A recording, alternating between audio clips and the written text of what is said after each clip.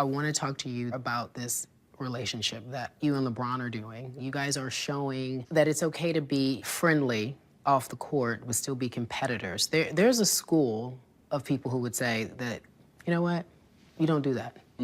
You can't really compete against your best friend. It takes the edge off. You know the story of how Magic allegedly wasn't Isaiah's friend anymore when Isaiah started to beat him.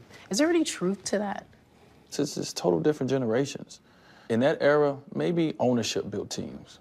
It's built by relationships nowadays. KD going to Golden State, relationships. LeBron coming to Miami, relationships. In our era, it's okay to be friends, go out to eat, hang out at each other's house, but the next day, I'm trying to kick your butt, you trying to kick my butt because you're trying to win, you're a competitor. You wouldn't be as great as you was if you wasn't. So that notion that you can be friends with someone and compete against them, why not? Doesn't mean that you don't want to beat them because you're their friend. Everyone knows that you have a well-documented friendship with LeBron James. When you're going through a decision like this, what did LeBron say to you? Well, I mean, I got an opportunity because I was on vacation with Chris and Bron.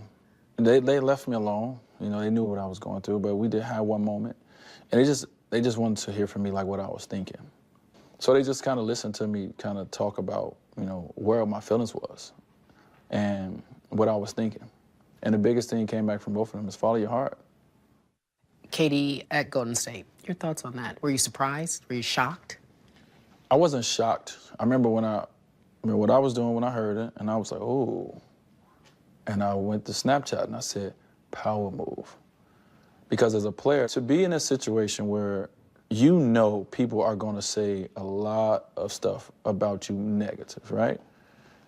He knows that. That's a team that just beat him to get to the finals, right? He didn't care. He made the move he wanted to make. He teamed up with some very, very good players. And they are going to be powerful in the NBA.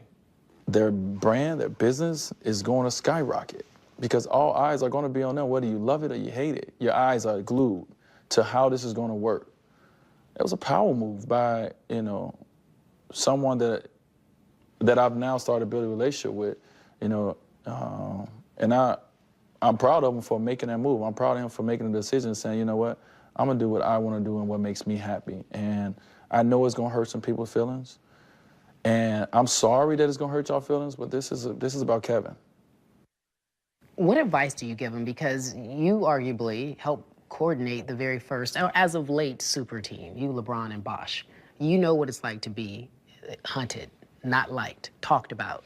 So what advice do you give KD as he makes that move? Well, I think the one thing where we went wrong at, not saying we was the first, but in this era we was the first, was we played into it, right? So we all started playing this game because we love it. We all became teammates because first of all, we wanted to compete for a championship.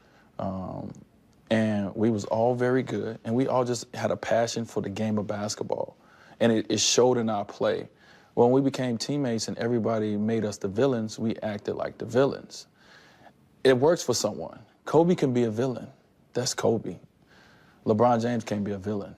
Dwyane Wade is not a villain. I'm not a person who want to be disliked. LeBron isn't either, Chris isn't either. And we tried to feed into that. And that whole first season, it just wasn't fun. Like, we got to the finals, and eventually we lost because it wasn't true to us. So this wasn't who we was. So my advice to him was, listen, man, that you made the move, you made a decision.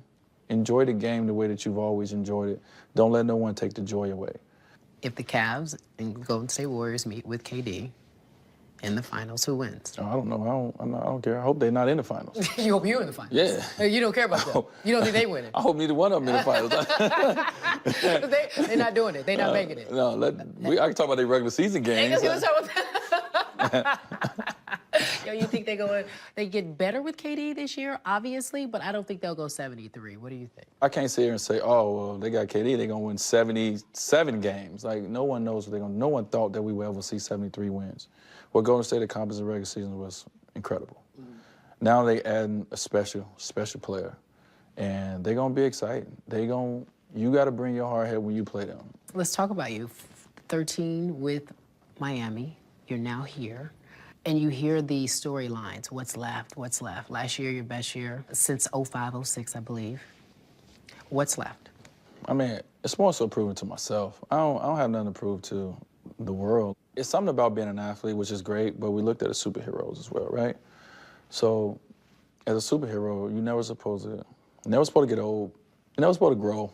Like, you're supposed to be the same person that I fell in love with. Yes. Like, why are you changing? Yeah. You know, don't change. Like, I fell in love with you at 24. Why are you not 24? So I'm 34 years old.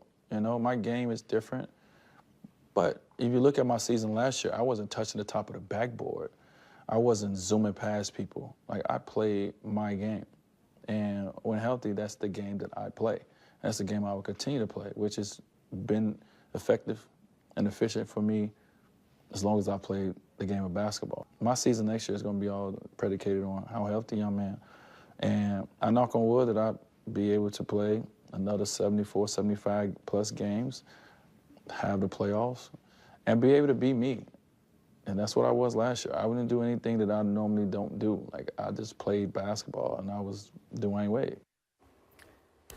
So coming up tomorrow in my final part of the conversation, my extended conversation with Dwyane Wade, his wife, Gabrielle Union, actress and activist, will join us, and she'll talk about the super couple and how they're able to work together. It'll be a good watch. What do you make of Wade's comments? My heart went out to him. D. Wade's a proud guy. He's somebody that I've known for years in this league. I cover a lot of these guys. You get to know a lot of these guys. Some of their imperfections that come out, you know, we have an obligation to point to that as long as it's not too much on a personal level. There are things that I know about guys on a personal level you'll never hear me say. I'll take it to my deathbed. It's not happening. But as it pertains to the sport that they play, you know, you report on what you report. D. Wade is one of the greatest people that I've ever covered in my professional career. He's that good of a guy. And no matter how comfortable he is with this decision, no matter how comfortable his wife, Gabrielle Union Wade, who's also a friend of mine, I've known her for many years, wonderful woman, no matter how composed they are, no matter how fine they are with this decision, no matter how happy D. Wade is to go back home, and he is happy because he contemplated going there, and, you know, while he was approaching free agency max in 2010 before the three decided to hook up, there is no question that it hurt him to leave Miami. And there is no question why. In the end, when he talks about all y'all need to know, based on that wonderful interview Kerry Champion did, here's all y'all need to know. When he says feeling appreciated, when he says feeling wanted, that's a roundabout way of saying that's not how he ultimately ended up feeling in Miami. 13 years, 3 championships, 5 trips to the NBA Finals. And he sort of felt like he was being pushed out. Hassan Whiteside, $98 million over 4 years. $4 million was reserved for Kevin Durant.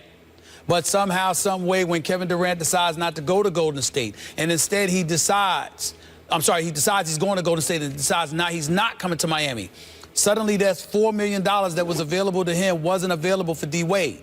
So when he says it wasn't about the money, even though it's about money, it wasn't in this respect. He's saying, damn, $4 million, you trying to tell me I'm not worth the extra $4 million? He can sit up there and talk all he wants. And I'm not saying he's not happy to be in Chicago. Don't tell me that D. Wade that I've known wanted to leave South Beach. He didn't want to leave. And he's not going to blame. And he's right when he sits there and says he has nothing but respect for Pat Riley. He didn't say the word love. Now, I know that if you know Pat Riley, believe it or not, it's actually hard not to love him, because even though he might, you know, he gets, you know, he's a little bit different, the man is special in so many ways, and there's so many pros that come with being associated with Pat Riley rather than cons. But in the end, don't tell me it didn't hurt him. And I saw a guy that's happy to be going home, and he's going to make lemonade out of lemon. Mm-hmm. But I also saw a guy that's hurt that it had to come to this, and it saddened me. And Dwyane Wade contradicted himself in the interview, because on the one hand, he framed himself as the choosing one. I got to make a decision. Controlling his own destiny. Controlling my own destiny. On the other hand, it was, you'd have to ask Pat Riley that. In other words, and then he said Pat Riley made his choice. And that's what this really comes down to. Dwyane Wade didn't choose here. Pat Riley chose. And then Pat Riley, who is still kind of like the alpha of the NBA, he's still the godfather of the league somehow. Pat Riley got Dwyane Wade to take a little less than his market share every single season of his career. He always took a little less to make everything work. And how did Pat Riley reciprocate the loyalty? As a smart guy does who's running a team. When he was no longer worth making that sacrifice for in Pat Riley's perception, I believe, when he figured, look, he was an all-star last year, had a great bounce-back year. Maybe he'll be an all-star again next year, but he ain't going to be an all-star 2 years from now, and he wants us to pay him like one. He saw an out. And then after the fact, Pat Riley says, oh, I regret not being more involved. Coach, or I can't, Pat, you know, what? Mr. Riley? I mean, more involved, as though we're supposed to believe that Pat Riley isn't involved in every nuance and detail of the organization. When Dwyane Wade sits there and says, go ask Pat Riley, he made his choice, what he's really saying is, I am not the choosing one. It was chosen for me. Stephen A., that said, I think more highly of his chances and his situation in Chicago than you do. They essentially traded Derrick Rose essentially and Joakim Noah for Dwyane Wade and Robin Lopez, which at this point I believe is an upgrade. And yeah, they don't have a lot of shooting in the backcourt with Rondo, although Butler should shoot better than he did last year. But they got the stretch four, what's his name, Mirotic at the 4, even though Gibson maybe on paper is the starter. That if they can shoot just enough, they're going to be dangerous. No, I don't think they're going to be dangerous. D. Wade disagrees with me there, so does Jimmy Butler. But I don't think they're going to be dangerous. I think they'll make the playoffs. I think they'll be decent. I think a successful season for them will qualify them getting to the semifinals of the Eastern Conference. Yeah. I think it's questionable whether that will happen, but they'll definitely make the playoffs in my estimation. But I also think getting back to the whole Riley D. Wade thing, I totally agree with you. You know, in terms of being more involved or whatever, some folks close to D. Wade and LeBron text me a message when it went down a few weeks ago, and they said, you know what? They made him an offer he could refuse. Yeah. He had to refuse. That's a great way to say it. And they said that's the bottom line. And if they see it that way, that's their way of telling me that's how D. Wade saw it. When I spoke to D. Wade, he was perfectly fine with the decision. It had to be done. But he had been warning me for a year, Stephen A., this could be it for me in Miami. He had been warning me for a year. I never believed it because that beautiful house he built inside, you know, it's near South Beach and the whole bit. But evidently he wasn't playing, man. And in 2 of the last 3 years, LeBron has walked out the door and D. Wade has walked out the door. Again, I think Riley is phenomenal, but this has not been a good time for him. It has not been. Yep, but you want to be where you wanted. And that point again, yeah, he didn't really get to dictate his destiny, but now making the best of it.